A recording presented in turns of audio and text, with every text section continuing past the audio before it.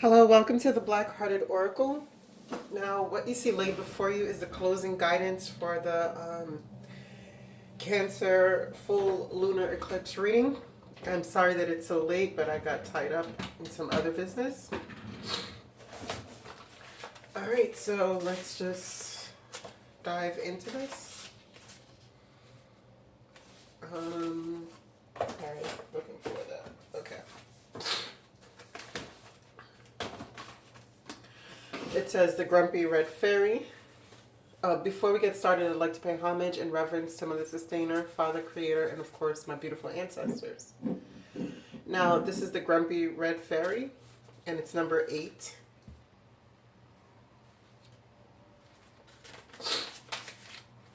And it says, the Grumpy Red, be yourself, be your true self. The Grumpy Red Fairy is tired of being judged by people busy sticking noses in her business, declaring she doesn't look happy enough, or saying that she should look and act and dress another way. She's never disruptive or unkind or cruel. She just knows it's time to be real and not to fall into the trap of faking a smile. She'd rather frown till she giggles.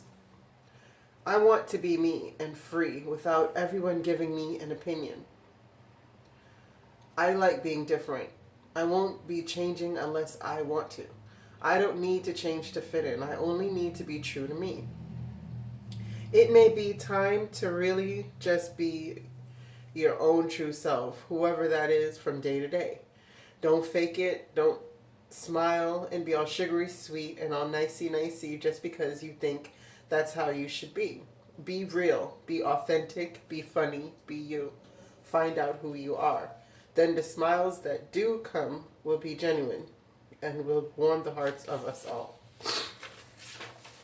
Then you have 8, the otter, and its flow with life, the earth and water, which to me signifies the eclipse because the first was in Capricorn and now this is in Cancer. And it's earth and water. It's unburdened, playtime to awaken inner child, joy, curiosity, sisterhood, non-resistance. And then you have love. And it says, all you need is love. Rewrite the scary stories you tell yourself. Create a new vision of your innate beauty and love what you are. All you need is love. Make your sacred shield from the stars and the phases of the moon. And defend your intent. Be yourself, a beautiful new dream created by your night flights. And all in your beloved, your soulmate. Your ceremonial feathers are your wings, and your elk horns are your antennas to the ancestors who love you. Your life is a sacred bundle made up of love and of your dreams. You become what you think and dream. If you love all that is, you become the great mystery in all things. If you tell yourself a scary story, the world becomes a chimera, clouded from view. Rewrite what you tell yourself as a powerful new vision for sleep at night. Release your dove of peace and let her take your fears out of sight. With new intentions, tie your sacred thoughts to the headdress of your imagined success. You have love so that you may have roses in winter. Wow, it's beautiful. And then you have 8, which symbolizes the unconscious mind, transformation of the material, timeless space, both balance, dharma, doing what has to be done, cyclical energies, infinity, fate, things being out of your control. And the message from the Black Hearted Oracle is cut your grass, see the snakes. Walking in the garden, admiring the birds and the bees, the butterflies on those magnificent trees. All these magnificent flowers, but this grass that's way above the knees.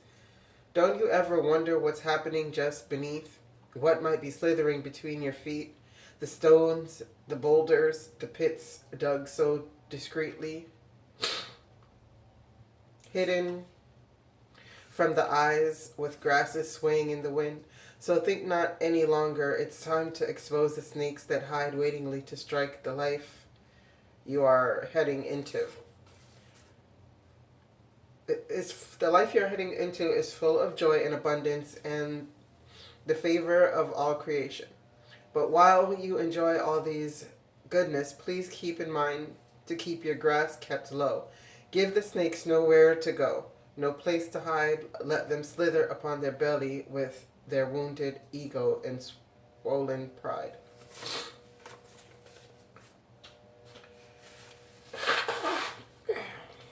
Next you have Fairy of the Highland. It's time to be brave.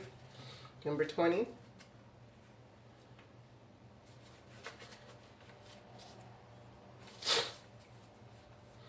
It says, the Fairy of the Highland does not want to fight. She feels it is not in her nature. She wants to resolve disputes peacefully, but she will fight if it must come to that. And she is showing you now that you too have the means to stand up for yourself. Even though you have almost chronically avoided conflict and allow others to take advantage, it is time to take up this sword, step into the part of yourself that knows how to take a stand, speak the truth, and not back down when the threat of a conflict looms. It is time, and this giving up for what you have worked so hard for in order to avoid conflict or confrontation is no longer right. But now I must grow strong and take it up, as you must too. The thought of wielding it or of hurting anything or anyone makes me sad, but I know that what must be done. I must learn to fight the good fight, to stand up for what I believe in. I must now take up my arms against this trouble and finish it for good. I will be fearless and strong and do what needs to be done. I may bathe my sword in tears, but I will no longer hold it back.